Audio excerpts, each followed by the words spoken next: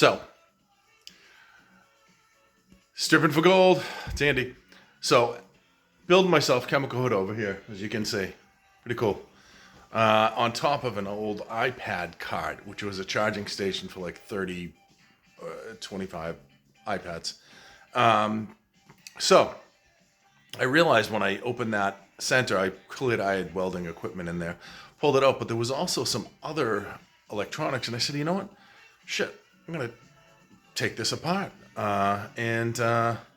So that's what I'm doing now. I have the USB controller charger, I should say charger unit. It charged a bunch. Let me show you. Front. So this was inside there in the back. I'm going to try to salvage it so I can put it back. So at least I have the, but I'm going to get the electronics out because I'm not using all these USB ports, you know, or anything really. So I'm going to take what's inside. So I just unscrewed. It was only 6 screws. And this is what I have. It actually looks like low-grade power ports. Oh, wait a minute. There's some cards. That's interesting. There's IC chips on them. A lot of wire. I mean, I shouldn't say a lot. A decent amount of wire. So there's that. So, hey, look at that. I didn't even know there was electronics. And there's more electronics in this. Coming up, there is that computer cable going up. And the question is, I covered that area with wood. Let me go around back.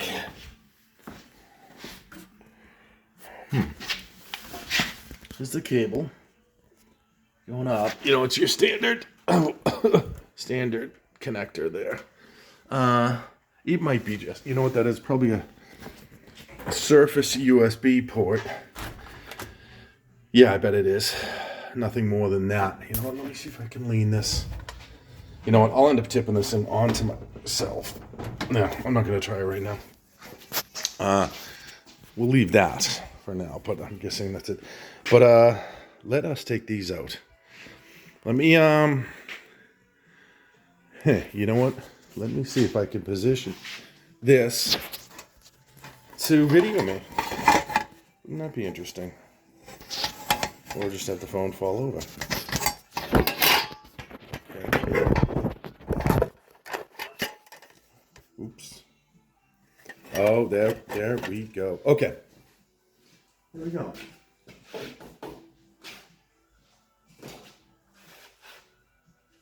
Okay. What do we take out first? All right, I'll just start loosening screws. And then find a jar to put everything in. Put this.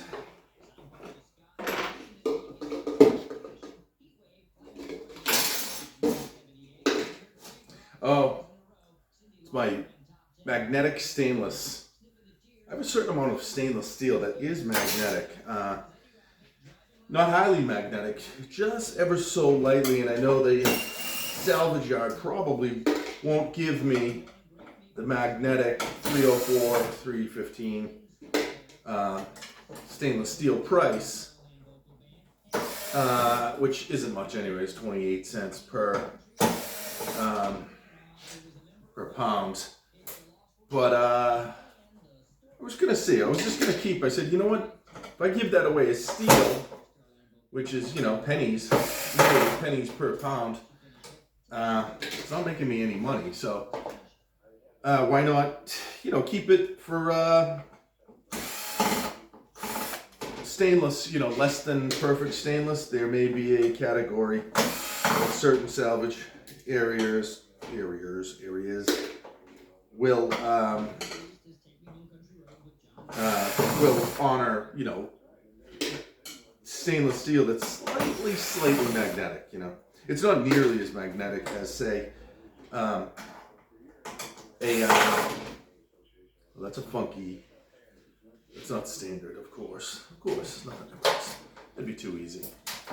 Yeah, it's not as magnetic as regular steel. I'll show you. This has nothing to do with nothing, but all right, magnet, you know, from a speaker.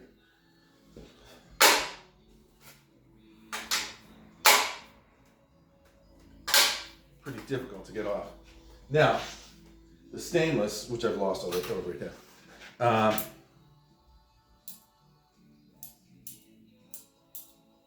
If I go quick, I can touch it. If I put it on a flat side, you know what's funny? It lifted once. Now I can't lift it. Either way, if I did that with a regular piece of steel like this, it would lift right up. So less than perfect stainless, or ferritic, slightly ferritic stainless is what I would call it, but nothing, you know, like that. Speaking of. So put that in there for now. Just an idea for, you know, if you ever run into something like that, you could. Oh, they do come out. Oh, they did come out. So these bars have something on it that is, speaking of magnetic, these bars, plates, whatever they are, have a are attached. Let's just tape.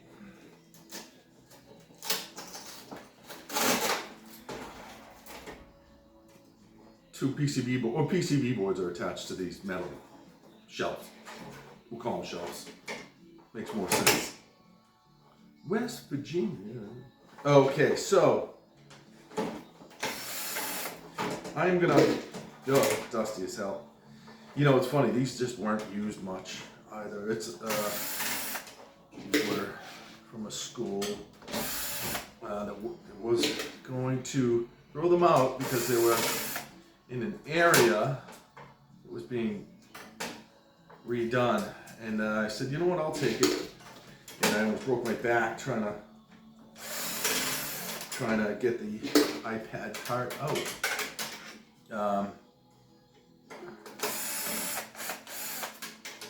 I don't know what the charging capacity is. I don't think it's super great, but probably not super bad either. So these boards are going to be interesting. I'm going to have to consult with board sorters, but pretty decent steel.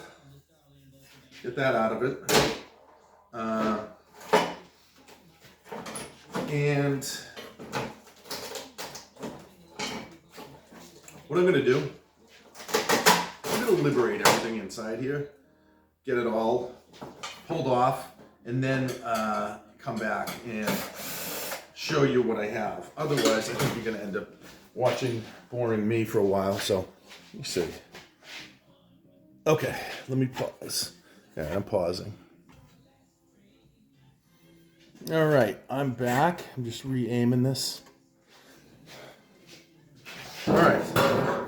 So part of the back I put back in, and this is taking some heavy gauge steel. This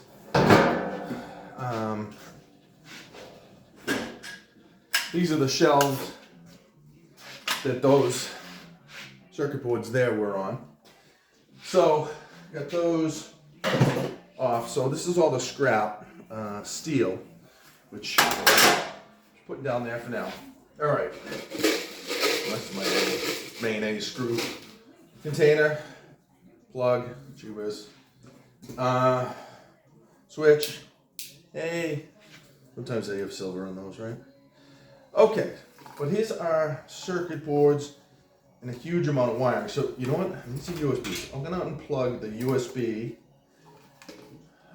separate all the wiring, especially those just dropped. The higher end USB connection, because this is commercial school quality. Everything's heavy, extra heavy. God, look at the MLCCs. You can see crystal oscillator, MLCC. There's a ton of pretty large MLCCs. This is disgustingly dirty, but all USB connections. Fuse at the top that'll have to be taken out if you salvage it. But that itself is dirty brass anyways. And it's got CPUs, or not CPUs, ICs. This might go as a high-end peripheral and LED. So this is interesting. And this is repeated 3 times over. So there's 3 of those boards. And a boatload of wiring. So I take the 3 boards, put them here, right on the edge so they can teeter and fall, which is usually what I do.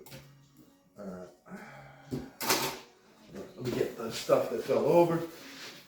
And we have a bunch of minor boards attached to the USBs. More USB.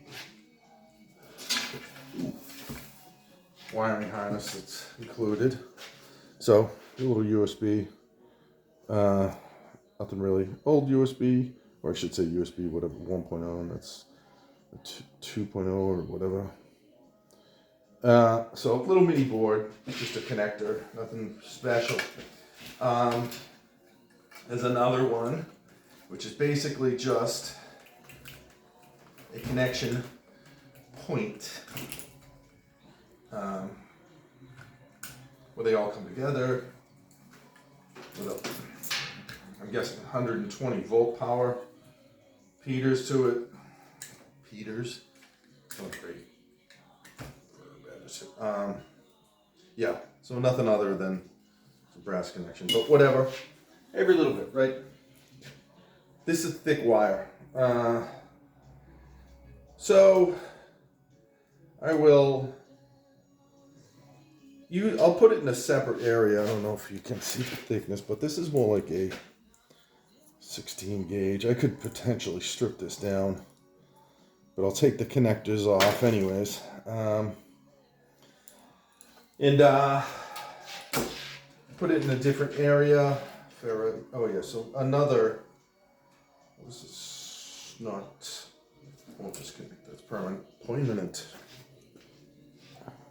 My hands are so a bunch of little connectors. I can't tell if there's gold in there. I'll look with a mixed ferrite thing, and a connector to a connector. That's basically all that is, but yeah, those are gold. So those are gold plated. So, connector, wire, oh my gosh, those don't pull out. Those are actual connections. So now, onto this. Another connector. I think it's got a coil inside to isolate whatnot. There's a bunch of USBs. So this is actually not a bad store. I'm gonna pull off, separate the boxes, and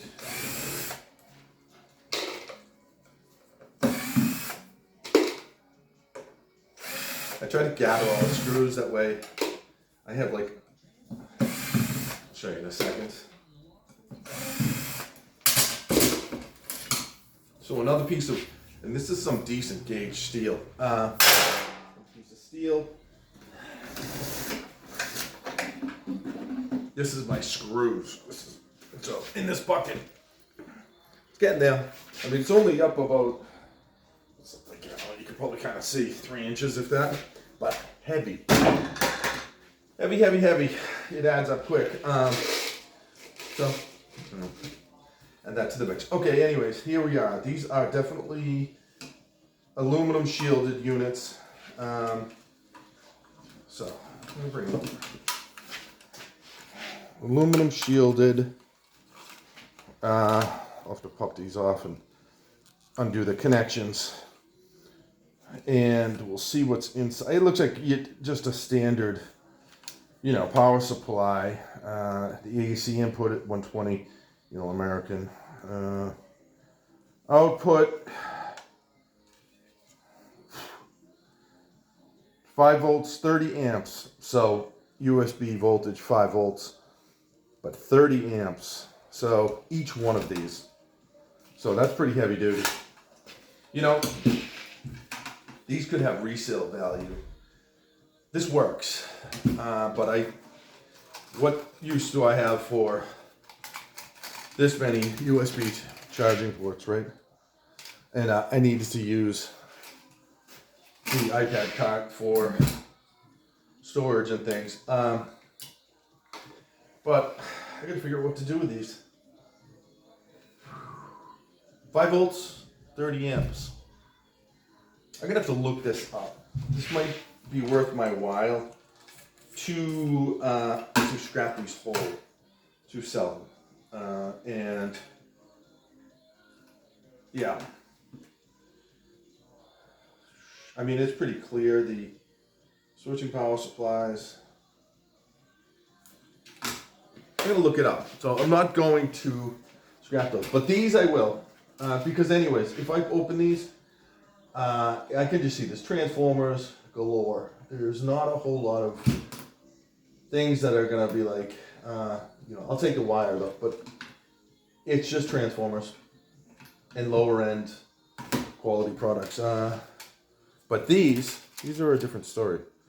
I've got to find out. There's IC chips all over them, big ass MLCCs, LEDs, no transformers. So crystal oscillators, another MLCC, and this is high quality ones, so could be some value in it.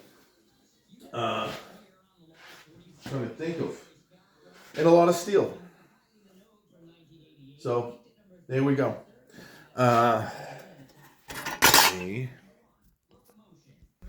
So okay, do I have dirt on my head, or is that just, who knows?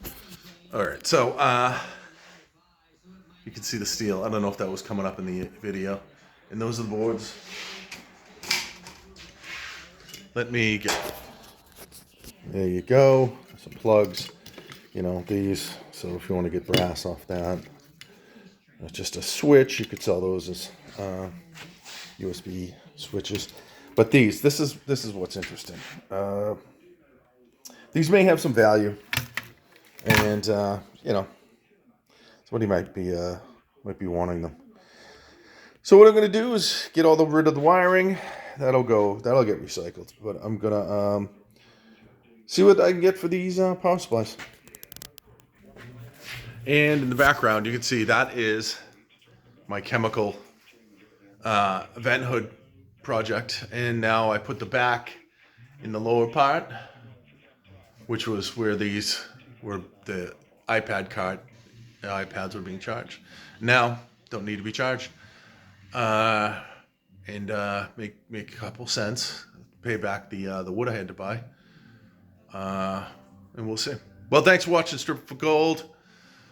Hope you're all having a good day. Like, subscribe. Thanks very much.